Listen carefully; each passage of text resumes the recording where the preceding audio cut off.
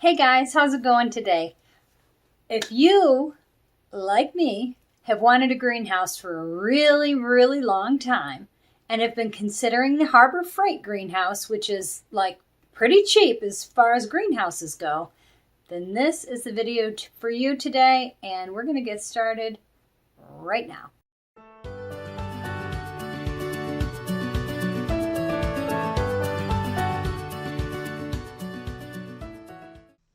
Guys, our 10 by 10 Harbor Freight greenhouse actually took us about 10 days to build.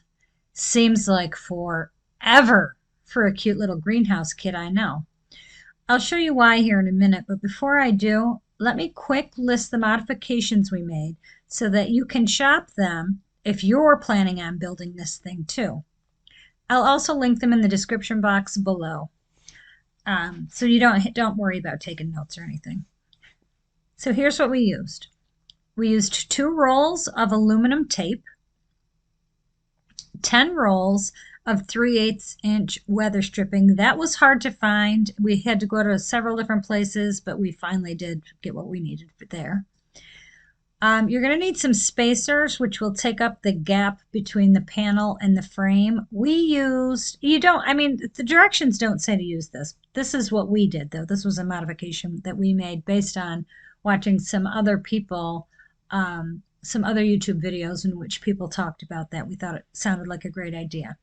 So we made our spacers by snipping from PEX tubing, little segments that we put our stainless steel screws through into the frame of the greenhouse. So you also need stainless steel screws if you don't want to see, a rusty mess on your greenhouse. So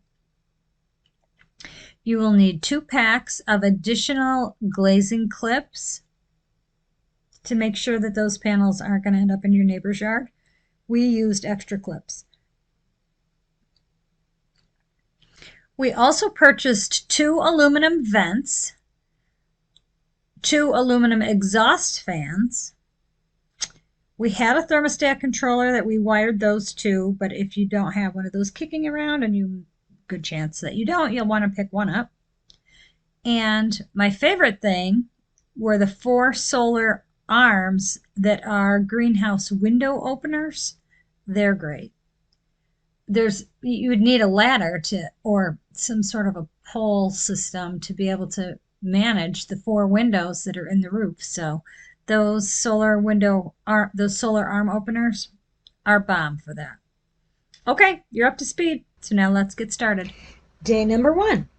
We knew this thing was as light as a feather, and if we had any hope of keeping it for the 3 years we expected to get out of it before we wanted to upgrade to a bigger greenhouse, it was going to need some serious help. Day 1 was spent putting in the footers my husband planned to anchor to. We only expected 3 years out of it, so he was comfortable using wood here. He used 6x6s for this. You can see them here. We added our water line and buried our electrical conduit in the trenches also. That was a lot of work for one day, but progress was good. Hey, we're already on days 2 through 4. With all the groundwork done, everything's nice and level. Now we added some number 2 washed down as a base, and we added that right up inside that channel as much as we could. That extra weight should help us out. At least we hope so. Let me just tell you, it doesn't take long at all to respect stone. Raking and leveling stone is back-breaking work. But, armed with our directions, we're ready to start framing. It took no time at all to get the walls up.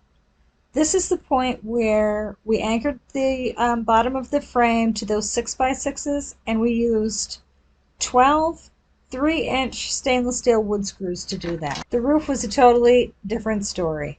If you don't like coarse words and swearing, it would be advisable for you to not be in the area when that roof is going on. It takes a long time. The directions are a little funny in that area. We had the entire thing built and realized that something just wasn't lined up quite right and had to make an adjustment that was unpleasant as well. So yeah, the roof buckle up for the roof. That did take a long time and it was hard, or sort of hard. Doable, but unpleasant, and you know, there was a lot of Tourette's-ish swearing. So, you've been warned. We're on the finish line now, guys. We're on days 5 through 8. Whatever you do, don't make the mistake of leaving your floor until after everything is all closed up. It would be punishingly hot. Dangerously hot, in fact. We had summer temperatures inside that greenhouse at 100 degrees or more. Instead, do your floor once all your framing is up and secure. We started the floor with a healthy amount of sand, which we tamped down for a nice firm base, and we leveled it as we went along. Next, we added our paver foundation, which is a kind of a coarse material. We smoothed that all out. And lastly, we laid the pavers in a pattern that we could reasonably complete with the stone that we had. Once that was all done, we added as much paver set to the top of the floor as the floor would take. We used a push broom, and that was really helpful to spread it all around. And finally, we hosed it all in to set it. The floor did take some time, but it really does look pretty and it feels great underfoot. The next 2 days were spent on prepping and installing the panels, and honestly most of the time was used prepping them. To each panel on both the tops and the bottom edges, we wrapped those with that aluminum tape that I showed you a little bit earlier. We did this because several of the build videos that we had watched mentioned that not doing so would allow condensation to build up between the layers and ultimately cloud your panels up over time. A fine observation, we thought, and one we definitely wanted to avoid. It's a greenhouse after all. You want the max amount of light possible, right? All that to say, this job is a time vampire. Seriously, it's exhausting. Actually, installing the panels is pretty easy and straightforward. The glazing clips go in quite easily once you get the hang of that. You don't need any fancy gadgets. Just put the bottom in first, and then the top will just kind of spring itself in with a little bit of pressure. You'll likely find gloves helpful here, though, because your fingers will get really sore. Once all the panels are securely in place, we went around the greenhouse, and on all of the horizontal framing we added a spacer and the self-tapping stainless steel screws. Boy, that's a mouthful. Which we installed to the outside. We used about 4 per panel. Now I can tell you, we have had windstorms, and this is we put the greenhouse up in July, so the time I'm recording this video, it's January 25th. So in that period of time, we've had some really strong windstorms with gusts up to 60 miles per hour. We have not lost one single panel. So that's a step that we would recommend that you take.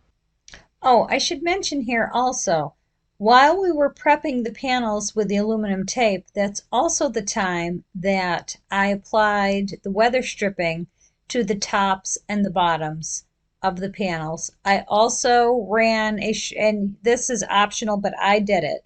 I also ran the weather stripping vertically down the sides of the panel also, to avoid any shaking and rattling. There would be nothing more annoying than being in a greenhouse when you can't do much else but seed start and have to listen to rattling panels. That would just drive me crazy. So I wanted to take up any gaps that I could, and I did that using the weather stripping.